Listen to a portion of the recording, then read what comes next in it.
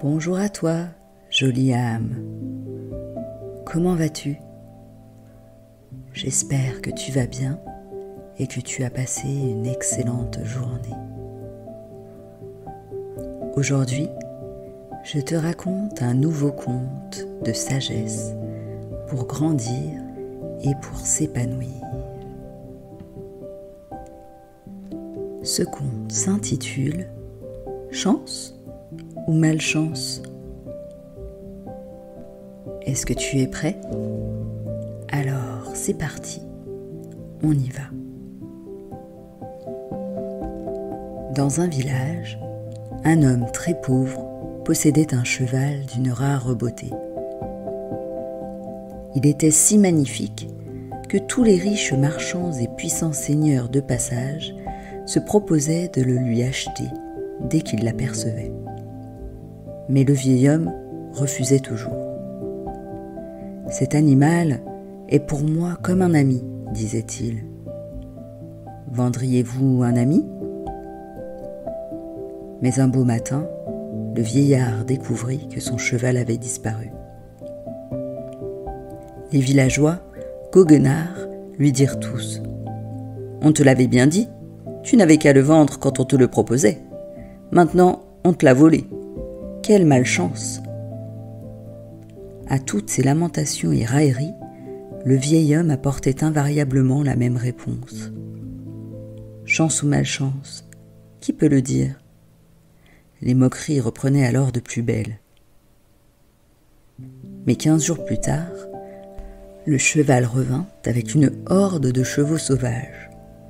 S'étant échappé, il avait séduit quelques belles juments et rentrait maintenant avec le reste de la horde. « Quelle chance !» dirent les villageois. Mais le vieillard ne montrait aucun enthousiasme débordant, conservant son habituelle bonne humeur.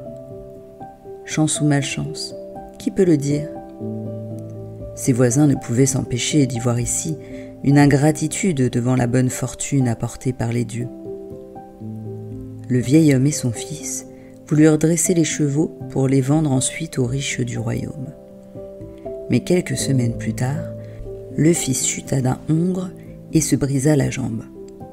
Selon le guérisseur du village, il en gardera pour la vie une légère claudication. Ses amis le plaignirent alors de plus belle. « Quelle malchance! Sans ton fils, tu ne pourras dresser les chevaux pour les vendre, toi qui es si pauvre. » À son habitude, le vieil homme répondit alors : « Chance ou malchance, qui peut le dire ?» Seulement 3 jours après la blessure, les soldats du roi prirent position dans le village et enrôlèrent de force tous les jeunes. Ils partaient pour une campagne lointaine, au-delà des montagnes qui bouchent l'horizon, faire la guerre à un autre peuple. Tous durent suivre la troupe, sauf le fils, qui ne pouvait marcher avec sa jambe brisée. Pleurant de désespoir, tous les villageois prirent le vieil homme à partie. « Ton fils reste avec toi, alors que les nôtres vont certainement mourir à la guerre.